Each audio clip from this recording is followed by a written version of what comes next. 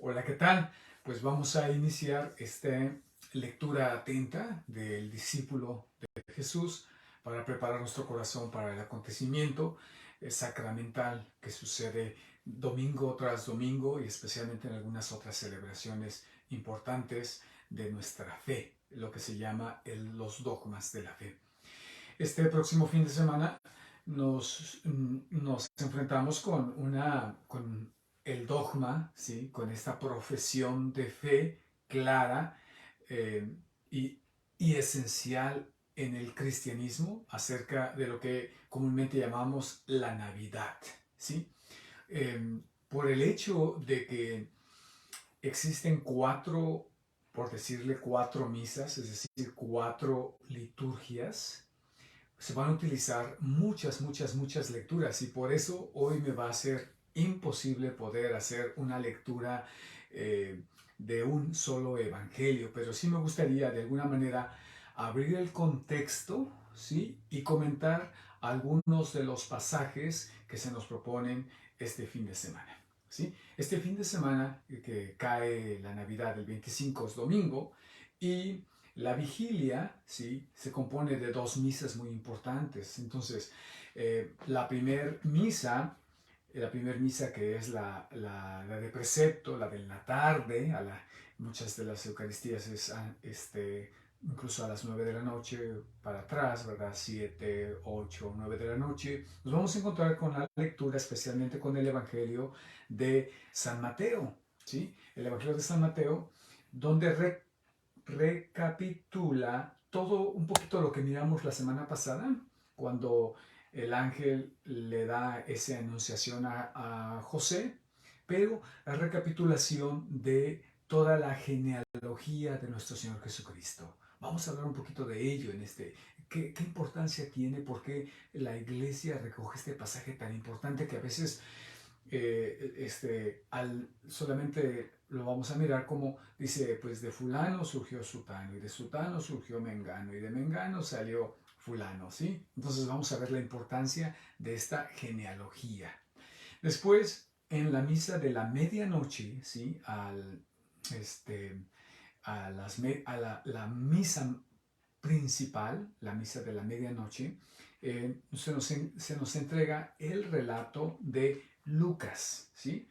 En Lucas, en el capítulo 2 y solamente del versículo del 1 al 14.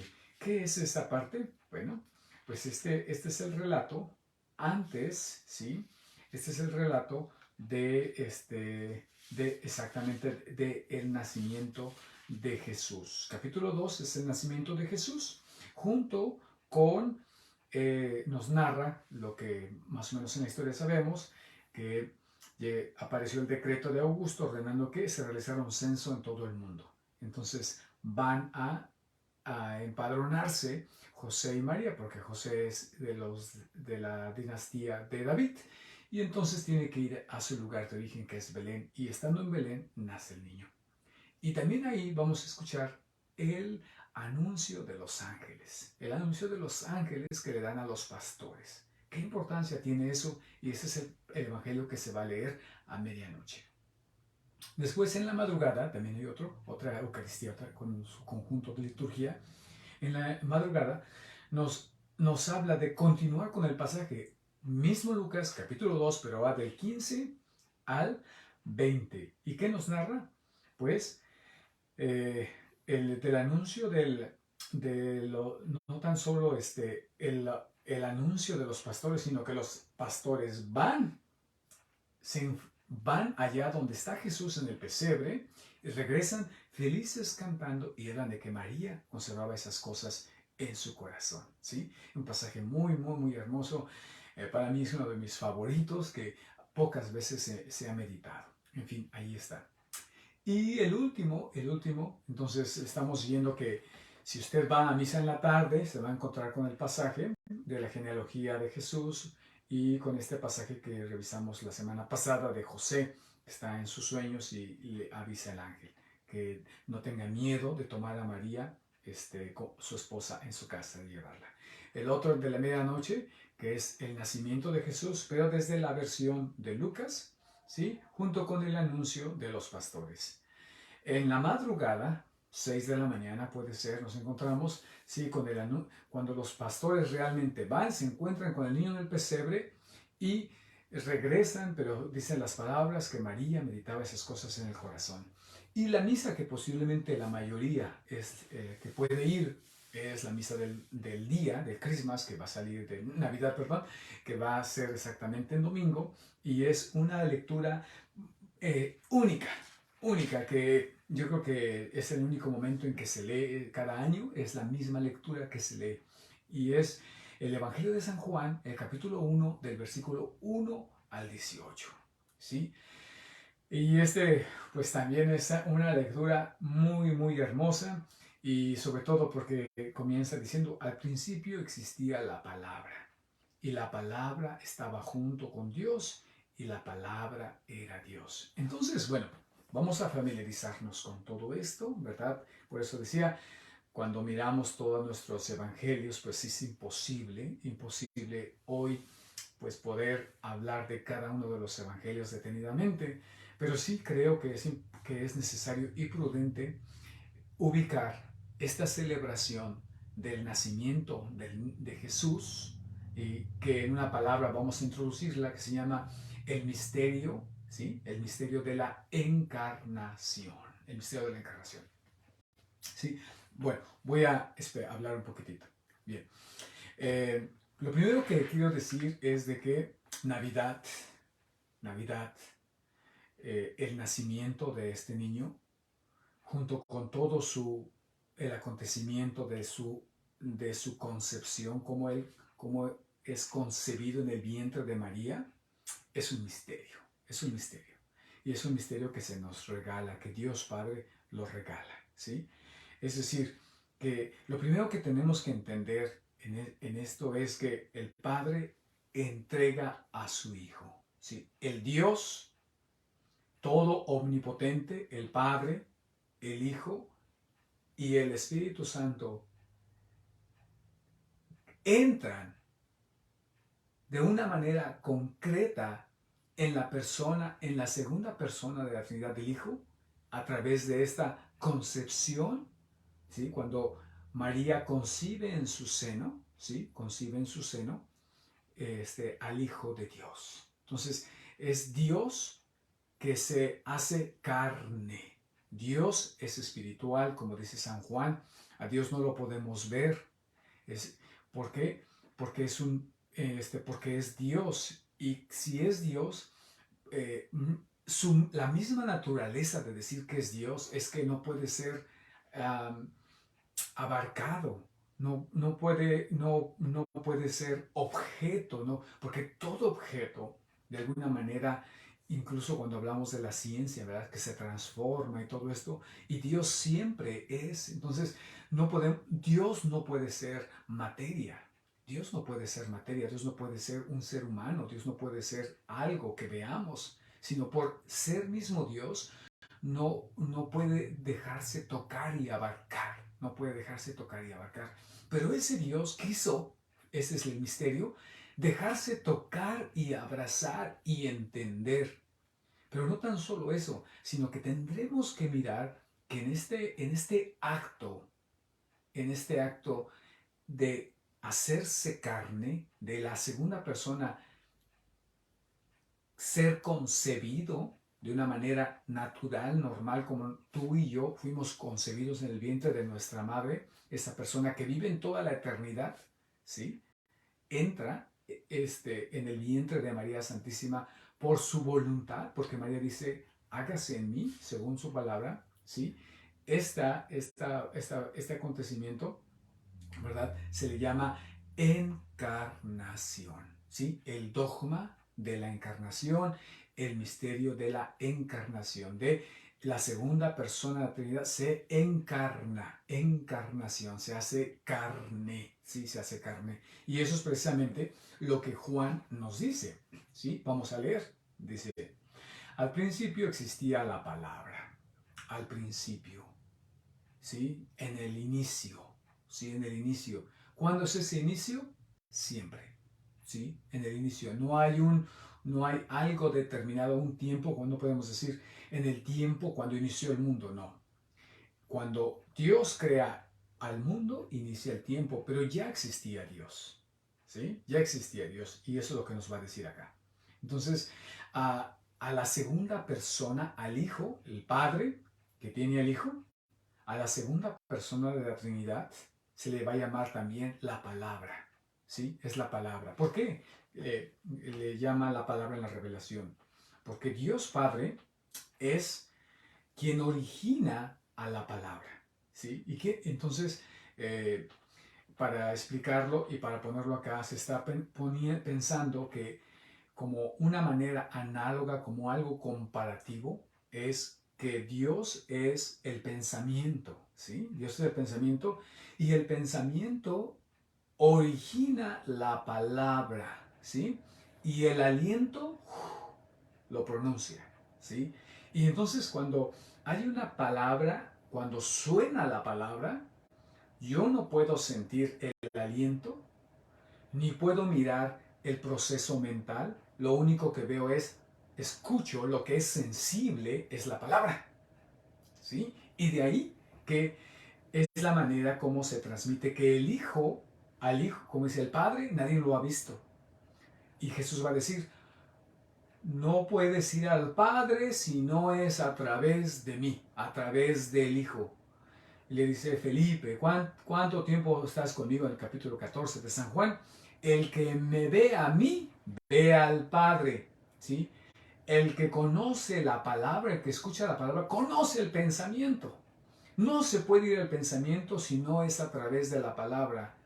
Y es la palabra, cuando es pronunciada, ¿sí? Que es pronunciada a través del Espíritu, ¿sí? Es a través del aliento de Dios. Entonces, con este ejemplo tan hermoso, es como Juan nos explica exactamente que el Hijo, y dice, al principio existía la palabra, ¿sí? Existía la palabra. Es decir, que nosotros en la vida aquí temporal necesitamos pensar primero, aunque a veces algunos no pensamos y nada más hablamos.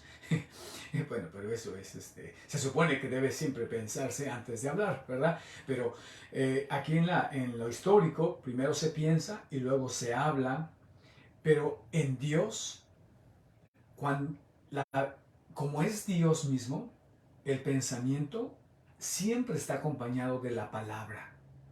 Es decir, que ya este mismo acontecimiento dice que Dios en su ser mismo, Dios en su ser mismo es encarnación, es entrega, es darse. Que al conocer a este Dios, sabríamos que Él quiere darse a nosotros, que quiere entregarse a nosotros, ¿sí? Que está continuamente dándose, y eso es lo que dice aquí. Que entonces ese pensamiento ya estaba y que la palabra siempre existía porque son eternos, tanto el pensamiento. Aquí en la historia hay una cosa y luego la otra. En la eternidad es al mismo tiempo. Es decir, que no ha habido un momento aquí en la historia, yo soy un ser humano y después puedo ser papá, ¿sí? Cuando se engendra el hijo.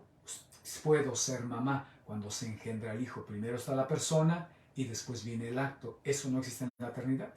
En la eternidad no existe el tiempo, no existe un antes y un después. En la eternidad existe simplemente el presente. Y entonces siempre ha existido el papá y siempre ha existido el hijo. Entonces es lo que está diciendo aquí San Juan. Espero que estas palabras nos ayuden un poquito, ¿verdad? Estoy tratando de explicar, pero entiendo que en un momento pueda ser un poquito áspero. Sin embargo, si usted me sigue, va a darse cuenta que el mensaje es muy bonito y muy profundo si nos ponemos a pensar. Entonces dice, al principio existía la palabra. Claro, porque estamos hablando de esa eternidad, esa eternidad que origina todo. Y la palabra estaba junto a Dios. Ahí habla de una distinción. La palabra, ¿sí? La palabra estaba junto a Dios como dos entidades diferentes, como nosotros le decimos, como dos personas diferentes. Y dice, la palabra estaba junto a Dios y la palabra era Dios. ¡Pum! Un misterio muy grande. ¿Sí? Sí, de alguna manera se puede distinguir como nosotros distinguimos el pensamiento de la palabra, pero en Dios siempre se originan juntos, siempre están, porque son eternos, siempre se originan juntos y siempre están juntos, pero no son dos dioses, sino que juntos son un solo Dios, pero son dos entidades. Por eso el cristianismo dice un Dios, tres personas diferentes, que se pueden distinguir, que se puede accesar a ello. Y esta palabra podemos accesar a Dios, podemos entrar en Dios, que Él se nos entrega a través de el Hijo que se nos da. Entonces, el misterio de esta encarnación, el misterio de este nacimiento del niño Jesús, del nacimiento del Dios mismo en la historia a través de una mujer, es el mismo acto de Dios de entregarse. Y esto es lo mismo que nosotros como cristianos tenemos que hacer. Lo primero que nosotros hacemos como espejeamos lo que hace Dios Padre. Jesús mismo va a decir, yo solamente digo lo que he escuchado al Padre. Yo solamente hago el trabajo de mi Padre. Y la fe cristiana, la religión cristiana, eso hace. ¿Qué hacemos? Dar solamente al Hijo. ¿A quién le entregamos? Al Hijo. ¿Sí? Eso es el cristianismo, es entregar al Hijo, a Cristo. Se anuncia a Cristo como buena noticia. Él es el objeto, ¿sí?, y el sujeto, ¿sí?, de nuestra fe, ¿sí? Es lo que se anuncia y es a quien se va de esta manera. Y esto va a hablar de un drama muy importante cuando habla de esto. Entonces vuelvo a repetir, al principio existía la palabra y la palabra estaba junto a Dios y la palabra era Dios, ¿sí? Y vuelve a hacer como un refrán. Al principio estaba junto a Dios. Todas las cosas fueron hechas por medios de la palabra y sin ella no se hizo nada de todo lo que existe. ¿Sí? Entonces, esto es lo que dice que el origen del universo, no tan solo del mundo, contiene la huella del Hijo, contiene la huella, está las huellas, como estas huellas de los dedos, se puede identificar, se puede, por todo lo creado fue hecho a su imagen. Entonces a través, va a decir la carta de los Romanos San Pablo, que la primera Biblia es la creación. ¿Sí? La primera Biblia es la creación, es donde Dios nos habla, donde todo nos habla de Él. Hay unas cosas que son mucho más fáciles, ¿no?, de poder entender, sobre todo aquellas cosas que son muy hermosas. Yo a veces he comentado que a mí la experiencia de los perros siempre me habla del amor de Dios, de ese amor incondicional, que a veces cuando llega uno cansado, a veces llega uno pues que ha dicho una palabra no bien ubicada, ¿verdad? Que ha habido tal vez un comentario, que ha habido una falta, no sé, donde de repente uno como ser humano tiene unos trastabilla, ¿verdad? Tiene algunos errores, tiene algunas debilidades, y el perro sale a su encuentro gustoso, feliz, que ve a su amo, no se fija si su amo es brillante, si es inteligente, si es guapo, si tiene una cintura de 60.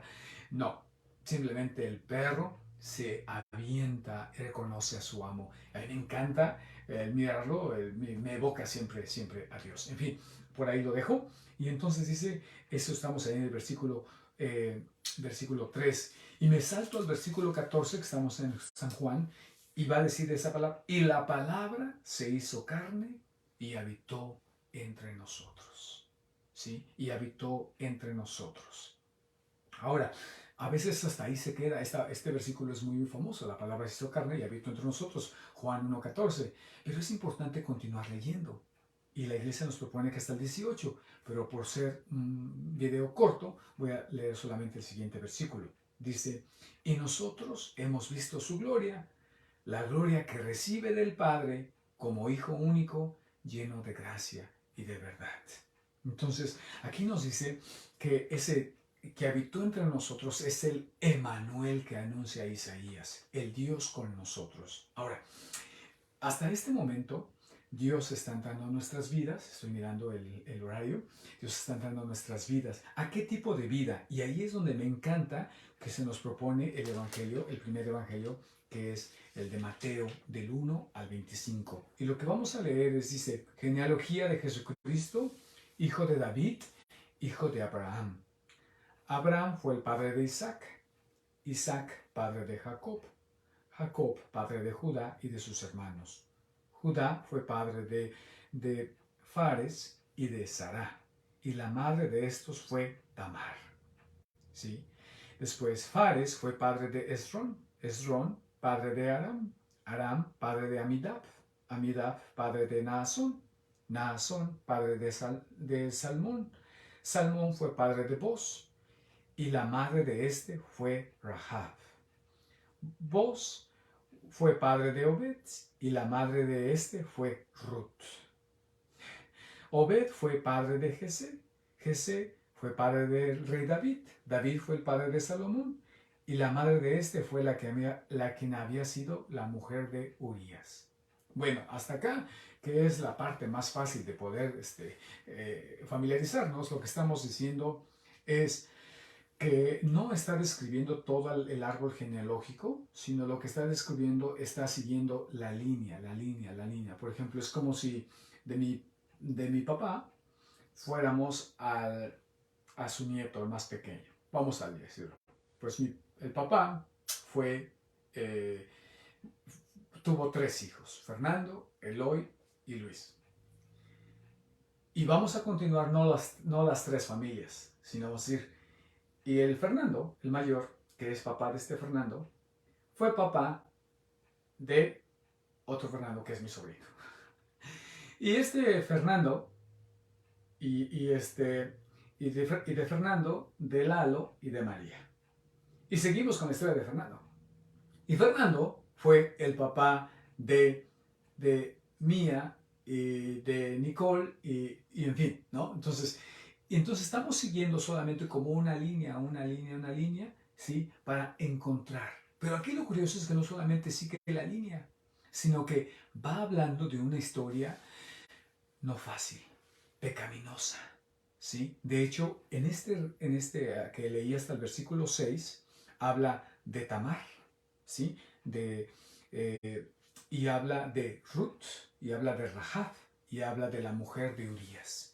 Y cada uno de ellos tiene historias, pues muy difíciles. Es decir, que Dios va a entrar en una historia quebrada, en una historia de pecado, en una historia donde se causa daño, en una historia, en una familia desunida, en una familia fragmentada, en una familia difícil. Sí, que en general lo que está diciendo, esa es la historia de todos los seres humanos. ¿Sí? Entonces, esa palabra, ese Dios que sabemos que por naturaleza se entrega, que es un Dios que se encarna, es un Dios que se da, ¿sí?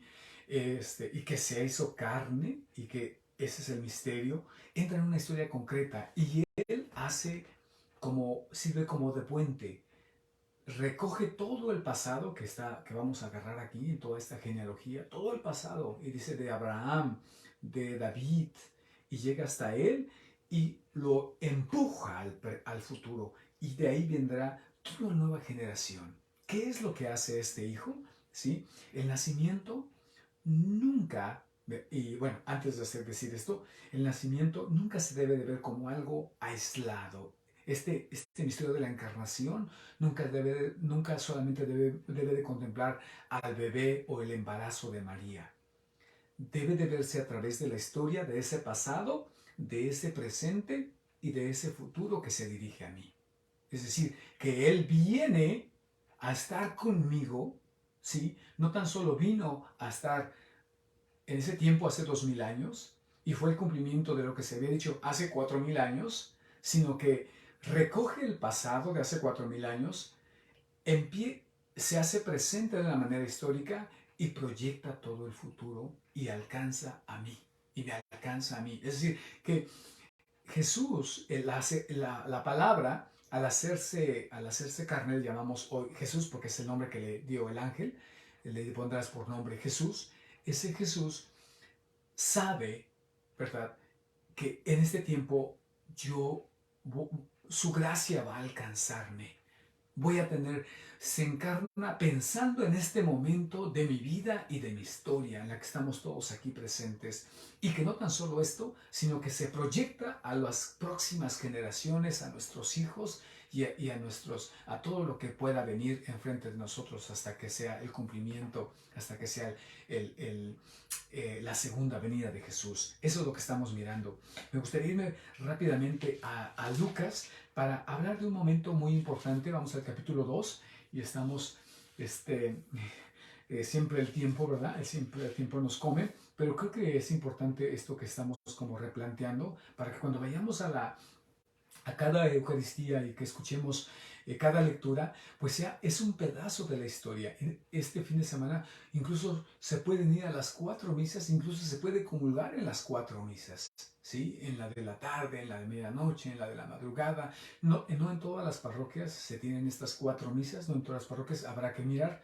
Y si yo voy a una Eucaristía donde se repite la misma lectura, la liturgia de la palabra, pues y ya comulgué previamente, pues ya no puedo comulgar en la segunda, ¿verdad? Porque sería exactamente la misma misa. Entonces en el capítulo 2 de Lucas vamos a esta parte que es muy, muy, muy bonita.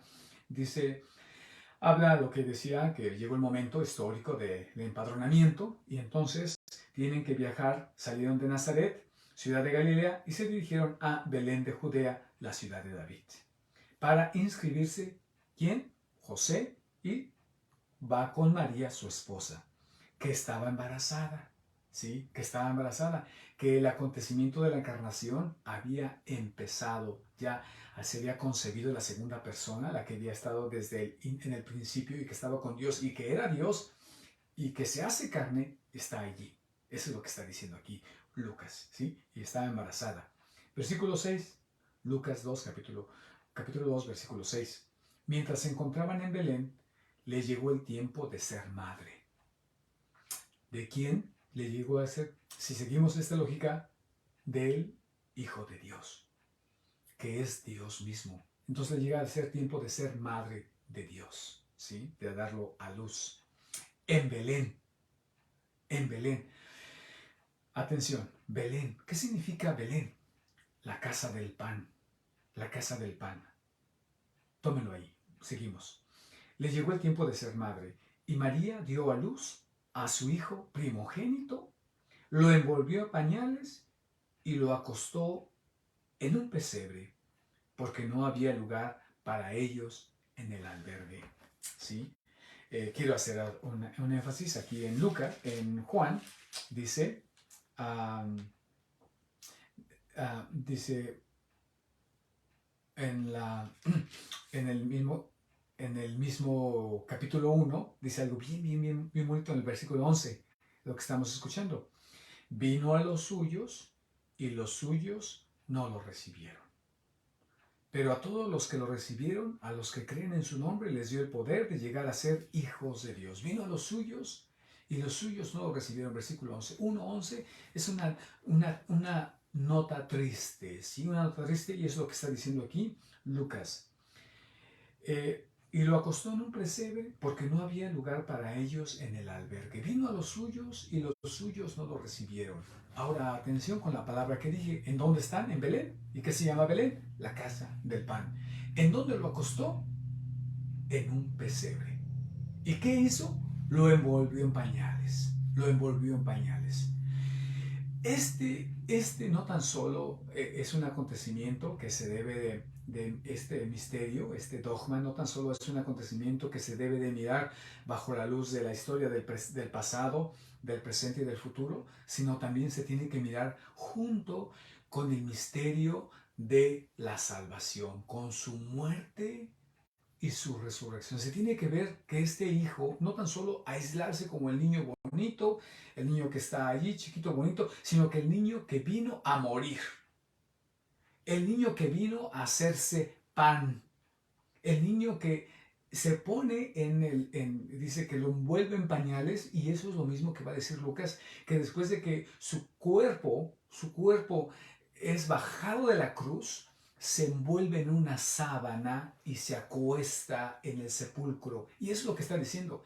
Cuando miramos el misterio de la encarnación y del nacimiento, no lo tenemos que separar de su misterio pascual, de su misterio de su muerte y su resurrección. Y es hijo no porque nace, no solamente porque nace, sino porque hace la voluntad del Padre, incluso hasta una muerte de cruz. Lo que hace al Hijo es su obediencia, y que no hay nada, absolutamente nada, ni nadie que pueda hacer cambiar el destino, que pueda hacer trastrabillar al Hijo en obediencia a su Padre. Es decir, que de alguna manera los padres de la iglesia, especialmente quiero hablar de a San Ambrosio y San Jerónimo y San Agustín, decían que era necesario que Jesús, que el Hijo de Dios se hiciera hombre, se encarnara, que hubiera la encarnación para mostrarse como hijo, para mostrar la obediencia al Padre. Si ponemos un poquito de atención, es una afirmación bastante temerosa, es decir, como que sola era necesario para mostrarse. Bueno, esa es una manera de pensarlo, pero lo que quieren decir es de que no es un accidente, no es una casualidad. Hoy el hombre ya pecó, entonces me echaron a perder el proyecto, y ahora tendré que enviar a mi hijo para salvarlos, porque ellos no pueden salvarse a sí mismos. Sí, sí, todo eso es cierto, pero ¿qué crees? Que ese ya era el plan.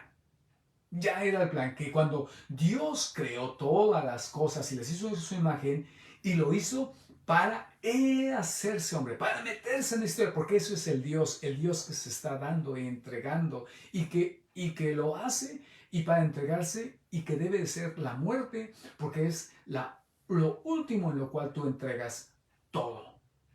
Santo Tomás siempre estuvo restless, siempre se preguntaba por qué tuvo que salvarnos a través de la muerte, por qué tuvo que salvarnos a través por qué no pudo salvarnos de otra manera, por qué no con una palabra, por qué no con una gota de su sangre, ¿por qué? Porque Dios muestra todo. Ahí está, por eso va a decir, y en una de las lecturas, de hecho es la misma que acompaña la del mismo día de Navidad, que es Hebreos, dice algo muy, muy, muy, muy, muy, muy claro y muy, muy bonito. Dice, lo vamos a escuchar en ese día, dice: después de haber hablado antiguamente a nuestros padres por medio de los profetas, en muchas ocasiones y de diversas maneras, ahora en este tiempo final, Dios nos habló por medio de su Hijo, a quien constituyó heredero de todas las cosas y por quien hizo el mundo. Carta a los Hebreos capítulo 1, del 1 al 2. ¿Sí? Ahora nos ha hablado por su Hijo único. ¿Sí? Entonces, era necesario, ¿verdad? Era necesario que, bueno, eso era necesario, es que era la creación, era una condición, ¿sí? Se creó como con un propósito, para que el Dios mismo se hiciera hombre. Dios creó esa necesidad, por decirlo así. Dios lo hizo de esa manera para Él sumergirse en nuestras vidas. Y esto es increíble. Hoy en la mañana tuve una experiencia bonita, y con eso termino. Tuve una experiencia de la Eucaristía. Al salir, estaba una persona, y estaba en un llanto muy grande, eh, y le dije: ¿quiere hablar un poco la persona? Pues sí, sí quiere hablar un poco. Y puedo hablar con ello porque nadie le conoce. Porque es una persona que ah, está llegando a la comunidad, y, y no es católica. Y dice, y se quedó enternecida porque tuvimos la Eucaristía y tuvimos la exposición del Santísimo. Y dice: es que esto es lo que yo he andado buscando, soy cristiana. Y mi madre fue católica, pero nunca crecí, ni fui bautizada católica. Mi madre dejó su religión porque mi padre. Dice, Y hoy que estabas tú ahí en la Eucaristía y yo he buscado, yo he hecho cosas, me enseñó tantas cosas que ha venido haciendo, yo creo que hace más que un católico. Dice, y ahorita que veo aquí, que veo la Eucaristía y que veo la exposición del Santísimo, dice, me ha enternecido porque Él ha venido por mí. Y esto es lo que me hace falta. Quiero hacerme uno con Él y ustedes, los católicos, pueden hacerse uno por Él, con Él. Y yo le decía, ¿y sí? Y ahí en el altar viene esa encarnación, viene se hace comida, se pone el altar, se hace un pesebre. Y es ahí donde Dios continúa. Por eso la Eucaristía es Él mismo y es el Dios que se está totalmente entregando.